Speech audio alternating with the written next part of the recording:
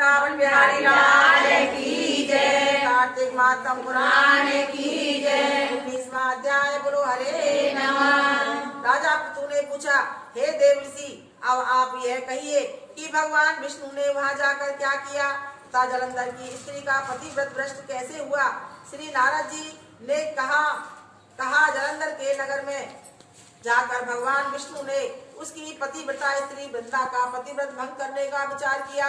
वह उसके नगर में एक उद्यान में जाकर ठहर गए और रात में उसे स्वप्न दिया।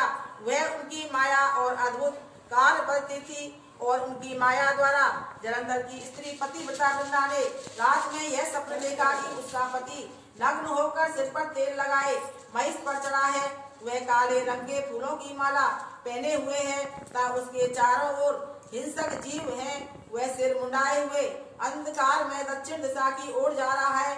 उसने अपने पति को समुद्र में डूबा हुआ देखा और इस प्रकार के बहुत से भयानक स्वप्न देखे।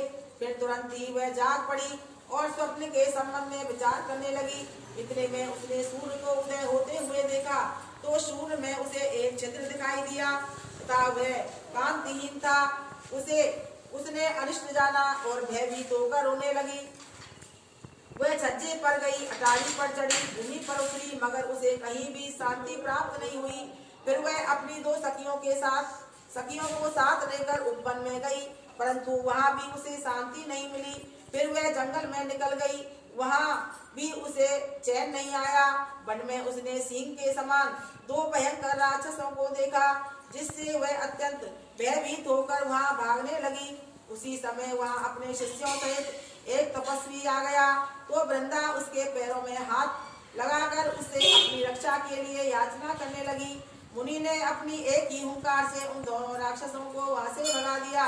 वृंदा को आश्चर्य हुआ। वह से मुक्त हो मुनि को हाथ जोड़कर प्रणाम करने लगी और कृतज्ञता का ज्ञापन किया। फिर उसने मुनि से अपने युद्धरत पति के संबंध में उसकी कुशल क्षेम का प्रश्न किया। मुनि ने मौन होकर आगे पीछे देखकर कहना चाहा। उसी समय दो बानर उनके पास आ गए, हाथ जोड़कर खड़े हो गए। जो ही मुनि ने वृष्टि का संकेत किया तो उड़कर आकाश में चले गए।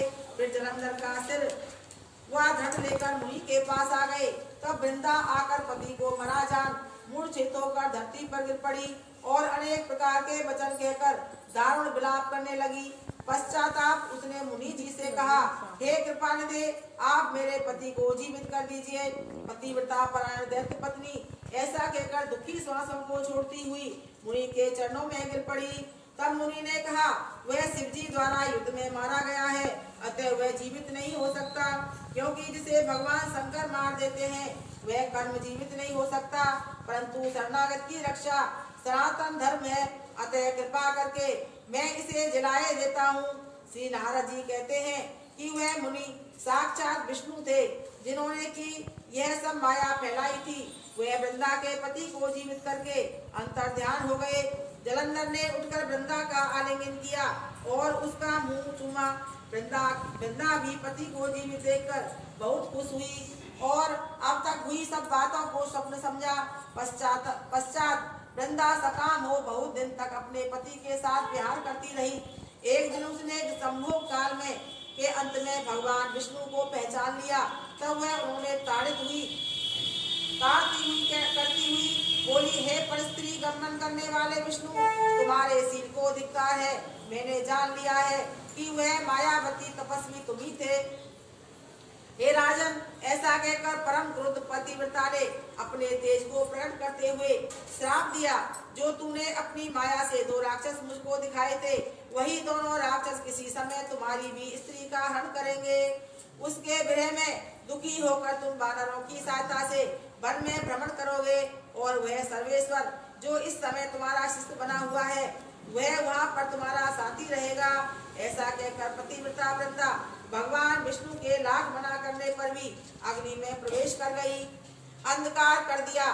तब उस दैत्य की ऐसी चेष्टा देखकर शंकर जी बड़े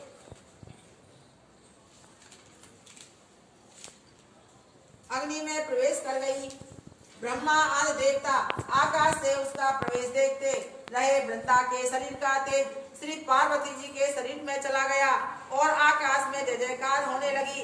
पतिव्रता धर्म के प्रभाव से वृंदा ने मुक्ति की प्राप्ति की। बोलो वृंदावन बिहारी लाल की जय। कार्तिक मातम पुराण की जय। सब कार्तिक वाली की जय।